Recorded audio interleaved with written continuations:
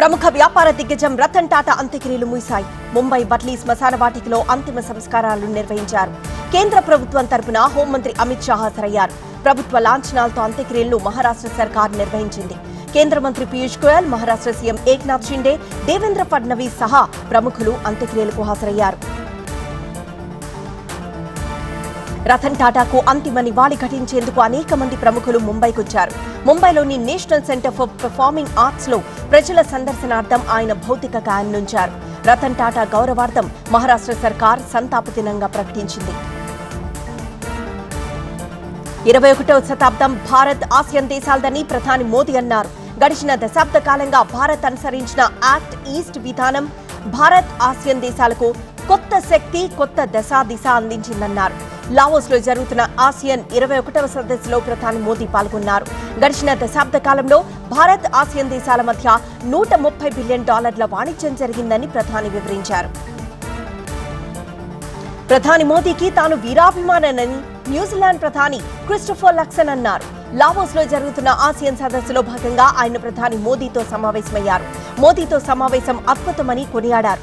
భారత్తో బలమైన సంబంధాలను న్యూజిలాండ్ కోరుకుంటోందని లక్సన్ తెలిపారు. లావోస్ పర్యటనలో భాగంగా అక్కడి ప్రతిష్టాత్మక royal theatre of Luang ప్రభంగ్లో Falak ఫలం రామాయణ ప్రదర్శనను ప్రధాని మోదీ తిలకించారు. కళాకారులతో మాట్లాడి వారితో కలిసి ఫోటో దిగారు. యూపీలో ఇండియా కూటమి పటిష్టంగా ఉందని సమాజ్వాదీ పార్టీ అధ్యక్షుడు అఖిలేష్ యాదవ్ స్పష్టం చేశారు. యూపీలో త్వరలో జరిగే అసెంబ్లీ ఉప ఎన్నికల్లో కలిసి పోటీ చేస్తామని ప్రకటించారు. ములాయం సింగ్ యాదవ్ 2వ వర్ధంతి సందర్భంగా ఇటావాలో అఖిలేష్ నివాళులర్పించారు. ఇటీవలే జరిగిన కశ్మీర్ అసెంబ్లీ ఎన్నికల్లో విజయం సాధించిన ఒమర్ అబ్దుల్లాను తమ పార్టీ శాసనసభాపక్ష నేతగా నేషనల్ కాన్ఫరెన్స్ పార్టీ ఏకగ్రీవంగా ఎన్నుకుంది. దీంతో సీఎంగా బాధ్యతలు చేపట్టేందుకు ఆయనకు మార్గం సుగమమైంది. కాంగ్రెస్, ఇండిపెండెంట్ సభ్యుల నుంచి మద్దతు లేఖలు తీసుకున్న తర్వాత తాను గవర్నర్ను కలుస్తానని ఒమర్ వెల్లడించారు. శ్రీనగర్ నుంచి కన్యాకుమారి వరకు తలపెట్టిన దేశంలో అతిపెద్ద సైకిల్ రేస్ పోటీలు శ్రీనగర్లో ప్రారంభమయ్యాయి. ఇండియన్ ఆయిల్ కార్పొరేషన్ స్పాన్సర్ చేస్తున్న ఈ పోటీలో 22 జాతీయ, అంతర్జాతీయ టీమ్స్ పాల్గొంటున్నాయి. 12 రాష్ట్రాలు, కేంద్రపాలిత ప్రాంతాలను చుడుతూ 3750 కిలోమీటర్ల మేర ఈ ర్యాలీ సాగనుంది. సమ్మె చేస్తున్న శాంసంగ్ ఉద్యోగులకు నామ్ తమిళార్ పార్టీ అధ్యక్షుడు శ్రీమాన్ మద్దతు ప్రకటించారు. చెన్నైలో సమ్మె చేస్తున్న ఉద్యోగులతో ఆయన భేటీ అయ్యారు. శాంసంగ్ కార్మికుల సమస్యలు పరిష్కరించామని తమిళనాడు డిప్యూటీ సీఎం ఉదయనిధి స్టాలిన్ ప్రకటించిన తర్వాత సమ్మెకు రాజకీయ నాయకుల సంఘీభావం మొదలైంది. తెలంగాణ ఐఏఎస్ అధికారులకు కేంద్రం షాక్.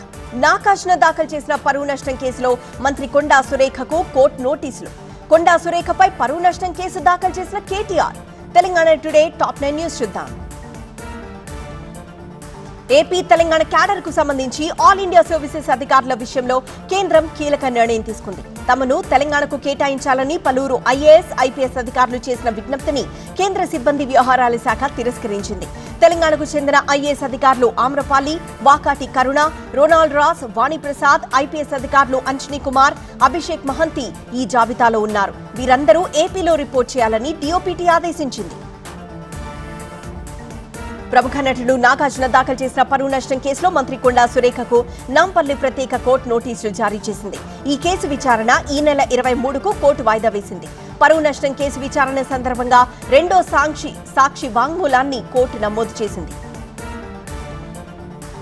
తన పరువు నష్టం కలిగించారని ఆరోపిస్తూ బీఆర్ఎస్ వర్కింగ్ ప్రెసిడెంట్ కేటీఆర్ మంత్రి కొండా సురేఖపై నాంపల్లి ప్రత్యేక కోర్టులో పిటిషన్ దాఖలు చేశారు. తన పరువుకు తీవ్ర నష్టం కలిగించేలా మంత్రి కొండా సురేఖ వ్యాఖ్యలు చేశారని పిటిషన్లో కేటీఆర్ పేర్కొన్నారు. భారత న్యాయ సంహిత సెక్షన్ 356 కింద చట్టపరంగా కొండా సురేఖపై చర్యలు తీసుకోవాలని కోరుతూ 23 రకాల సాక్ష్యాలను కోర్టుకు కేటీఆర్ న్యాయవాది అందజేశారు. మూసీ సుందరీకరణ పేరుతో పేదల ఇళ్లు కూల్చడం సరికాదని కేంద్ర మంత్రి, తెలంగాణ బీజేపీ అధ్యక్షుడు కిషన్ రెడ్డి అన్నారు.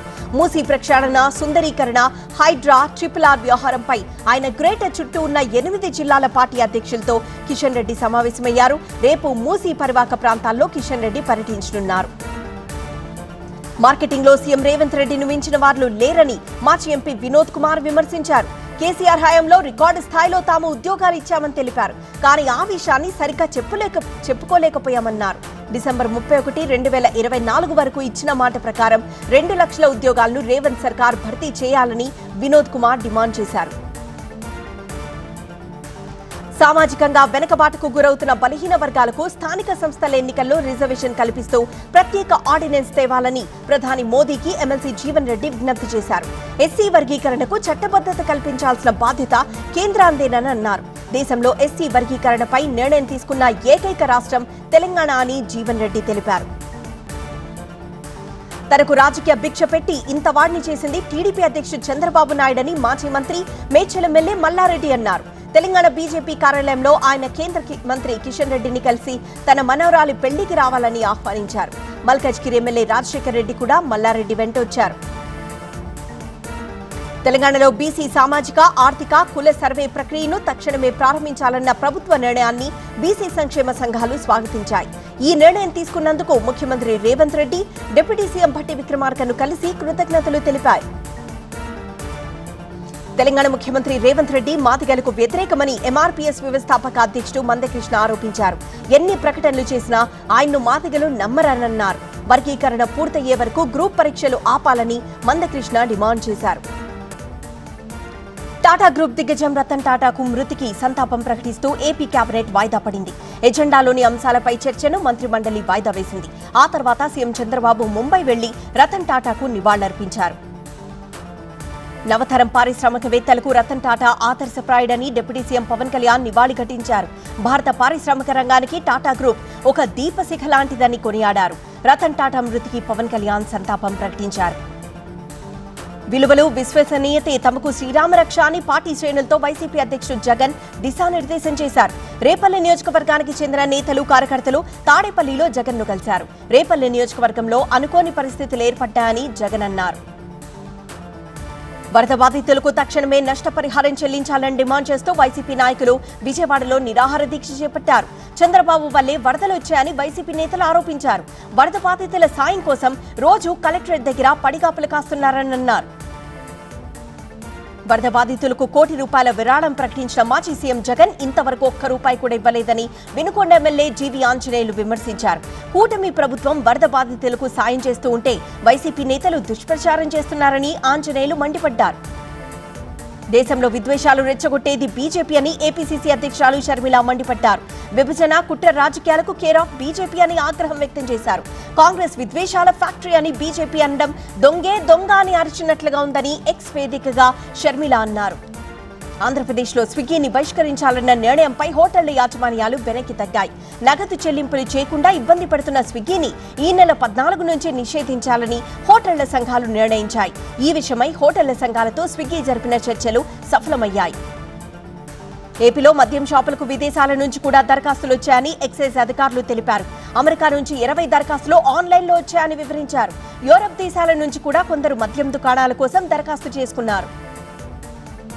అనంతపురం జిల్లా గుంతకల్లు వెంకటేశ్వర స్వామి దేవస్థానంలో మహా అన్నకూటోత్సవం నిర్వహించారు. శ్రీనివాసుడికి 108 రకాల పదార్థాలు నైవేద్యంగా సమర్పించారు. ప్రతి గురువారం 2 అర్చన తర్వాత తిరుప్పావడై సేవలను స్థానికులు అన్నకూటోత్సవంగా పిలుస్తారు. ఎంతో భక్తి శ్రద్ధలతో భక్తులే ఈ నైవేద్యాలు తయారు చేయడం ఈ వేడుక ప్రత్యేకత.